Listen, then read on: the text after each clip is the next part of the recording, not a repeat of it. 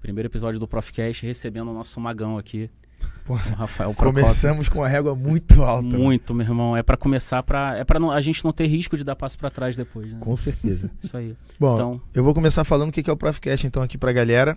E o Profcast é o seguinte, a gente começou com a ideia de fazer um podcast e chamar só professores licenciados que fizeram diferente.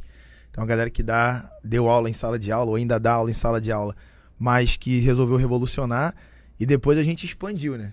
A ideia agora é mostrar que nem todo professor tem licenciatura, ou seja, sim. tem muita gente que ensina, mesmo sem ter licenciatura, mas ensina educação não só a tradicional, não só a escolarização, Sim. que é a palavra bonita. Excelente manifesto. E mostrar também que alguns professores vão muito além da licenciatura. E é por isso que você está aqui, Rafael. A gente guardou essa parte, né, de explicar o porquê da gente convidar. Eu não tinha a menor dúvida de que tinha que ser você. O Gabriel, ele é meu mentor, então há um ano ele me dá mentoria.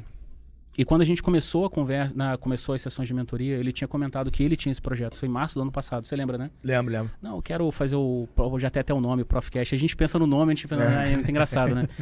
E aí eu falei, cara, eu também tinha vontade, mas a coisa ficou meio latente, né? Mas eu nunca tive dúvida, cara, que pra mim é uma honra ter você aqui. Eu não sei se você lembra também, a gente já interagiu várias vezes pelo Facebook, pelo Instagram. E no ICM de 2018, eu ganhei uma credencial de jornalista, né, de mídia no último dia. E eu entrevistei a Júlia Jacob, entrevistei o Marcelo Viana. Queria ter entrevistado o Procópio, que estava no evento. É verdade. E aí o Procópio falou, cara, eu já fui embora. Eu tava cheio de segurança em volta.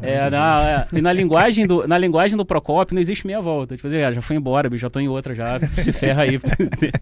E aí, desde aquela época, eu queria te entrevistar. Então, acho que a coisa foi muito oportuna. Esse é um formato certo, muito melhor que um formato de entrevista. Não, Trinda? A ideia é a gente bater papo, trocar ideia, resenha. Já vi que é resenha. Vim com ele no carro trocando uma ideia. O cara resenha demais. Resenhaço. Algumas resenhas do Instagram também, só a gente. Né? Pô, o cara é muito bom de papo, né? Então, eu vou começar falando do livro do Rafael. Acho que é um bom ponto de partida pra gente, né? Bora então. E depois ele se apresenta nas palavras dele. O Rafael, você lançou na Bienal de 19. De 19. Ele lançou o livro Sou Péssimo em Matemática, tá aqui a foto do garotão aqui. E a gente pode começar falando, assim, eu li esse livro 2 vezes. Eu li assim que eu comprei ele, acho que foi no ano passado, ou retrasado. Foi logo assim que lançou, né? Foi bem pertinho, assim. E eu reli ele pra essa conversa nossa, né? Então, cara, assim, muita coisa me chamou a atenção, porque a primeira vez eu tinha lido meio que assim, pô, cara, é um livro e tal. A segunda eu falei, porra, bicho, vamos extrair o suco dessa parada aqui. E de fato é um livro fantástico, cara. Obrigado.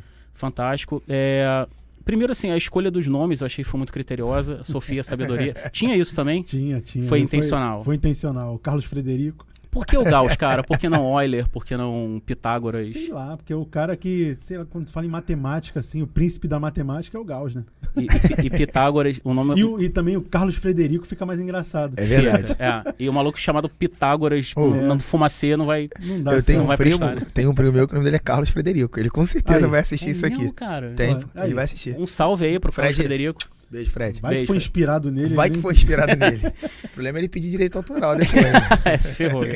Então, e você comentou em mais de uma ocasião que esse livro ele é parte autobiográfico, né? Você menciona a favela do Fumacê e tal, né? O que é biográfico aqui, cara? Assim, eu lembro que naquela palestra... Aliás, depois me lembra de eu falar da palestra onde eu conheci porque é uma história incrível, cara. Eu acho, pelo menos, né? E naquela palestra lá, você disse que você tinha vários amigos que acabaram indo pro tráfico. Alguns não foram, mas a polícia matou. E como é que é essa história aí, cara?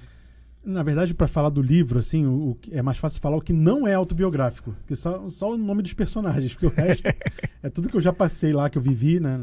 Nascido e criado no Fumacê, em Realengo ali, perto da Avenida Brasil, um conjunto de prédios e tal. Subúrbio do Rio, né? Subúrbio do Rio de Janeiro. Pô, Realengo, parte da minha história. Eu moro lá até hoje, né? Não no Fumacê, mas já no conjunto de casa que fica ao lado ali. E, pô, infelizmente, né? Quando você vai para uma favela, o modelo que as pessoas têm de pessoa bem-sucedida, normalmente é o traficante, né? Que é o cara que pega as garotinhas e não sei o quê, que tá com o poder tênis da ali, moda, tem o poder e tal. Então, acaba que as pessoas ficam olhando aquela pessoa como um exemplo de pessoa bem-sucedida, que não é, na verdade, a gente sabe que não é, né? Dificilmente o cara chega aos 30 anos de idade. E aí muitos se perdem pro tráfico. Eu tive muita sorte de ter nascido na família que eu nasci, porque meu pai e minha mãe sempre me orientaram, meus avós e tal. Então eu nunca nem recebi nenhum convite pra entrar, pra fumar nada, pra cheirar nada, pra entrar na boca. Nunca recebi. Nunca recebi nenhum convite, até porque eu nunca, assim, nunca dei brecha também, eu acho. Sim. Sempre quando eu via alguma coisa que eu considerava errada acontecendo, eu saía de perto. Mas a galera que ficava comigo ali jogando bola e mesma coisa indo lá. pra escola, muitos se perderam e alguns inocentes também acabaram morrendo por conta de invasão de polícia, essas coisas, né? E a mídia, não sei se você mudou a opinião e tal, mas na época você tinha uma certa amargura também de como a mídia cobria isso.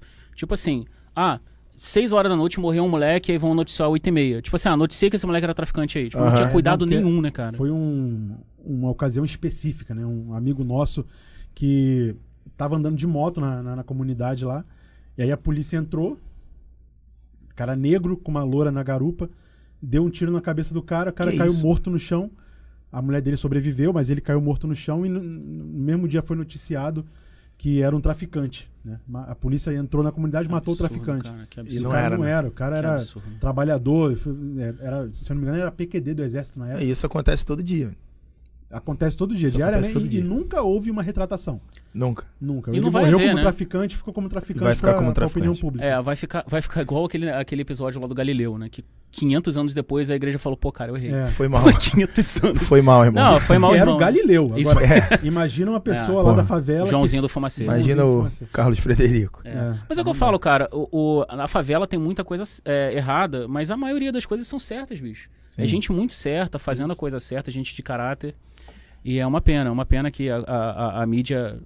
Talvez isso esteja mudando, né? Mas... até cara, a gente veio até conversando no carro sobre isso. Quem tá na escola pública... Hoje eu saí de todas as escolas particulares, eu só dou aula numa escola pública, que é onde eu me satisfaço ali.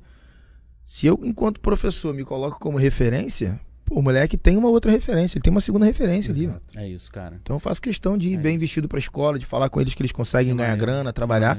Porque senão, qual é a referência do cara? É essa. Isso era maneiro. Quando eu comecei a fazer o canal no YouTube e tal, aí comecei a aparecer em televisão, essas coisas. Pô. Aí você vira o superstar da escola, né?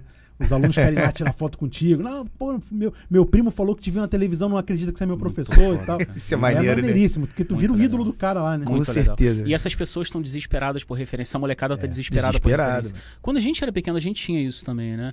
E, Procópio, pelo que eu vi, né, no seu prefácio, aqui ou ali, você já mencionou os seus avós, né? Acho que no outro podcast lá que você foi, do Sacane.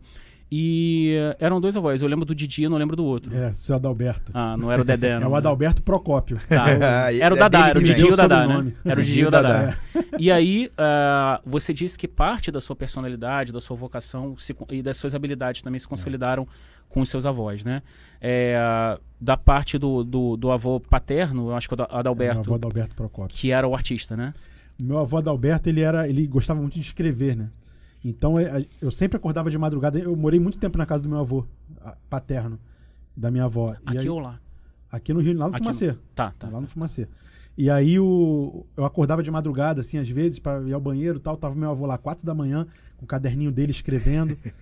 E aí eu percebia todo o cuidado que ele tinha na caligrafia dele, né? Ele escrevia devagarzinho ali, a letra bonita pra caramba. Eu sempre tive muita curiosidade para ler o que ele escrevia. Ele não deixava, não. Não, só vai ler quando eu morrer, né? O caderninho dele. Aí quando ele faleceu, em 2005, a primeira coisa que eu fiz foi pegar o caderninho dele e escrever a história da família, né? Ele tava contando a história de todo mundo ali, de onde ele veio, de onde veio o sobrenome Procópio e tal. Que maneiro. Pô, maneiríssimo. Itália? Fez a árvore... Não, na Grécia. De acordo com ele. Irado, cara. Pô, então tu é parente desses se caras for mentira, matemáticos. deixa quieto, bicho. Se for mentira, deixa quieto. Eu nunca investiguei pra saber se de fato era essa a origem do nome. Mas ele dizia que era o nome Procopus. Eu pesquisando no Facebook, tem pessoas na Grécia que se chamam Procopus. Aí, de acordo com ele, vem da Grécia. Loucura. Mas tem na Itália também, tem Procópio, porque a Itália é muito perto da Grécia ali, né? Sim. Deve ter uma conexão os sobrenomes, né? Mas, de acordo com ele, veio de um Alexandre Procopus, que veio da Grécia. Sim. E por algum motivo se estabeleceu no Ceará. E aí lá no Ceará teve o avô dele, o pai e tal. E eles foram pra Manaus. E aí lá em Manaus foi onde meu avô nasceu, Tá. Adalberto Procópio. Aí ele veio pro Rio de Janeiro onde conheceu minha avó e tal, e aí... Pô, maneiro. Que a história maneiro. desenrolou. O cara é um matemático de pedigree, meu irmão. Pô, de pedigree, é, o cara isso é aí parente tipo, de grego. da É Grécia. tipo você fazer jiu-jitsu e casar com uma Grace, sacou? É tipo, é um pedigree que você adquire, né?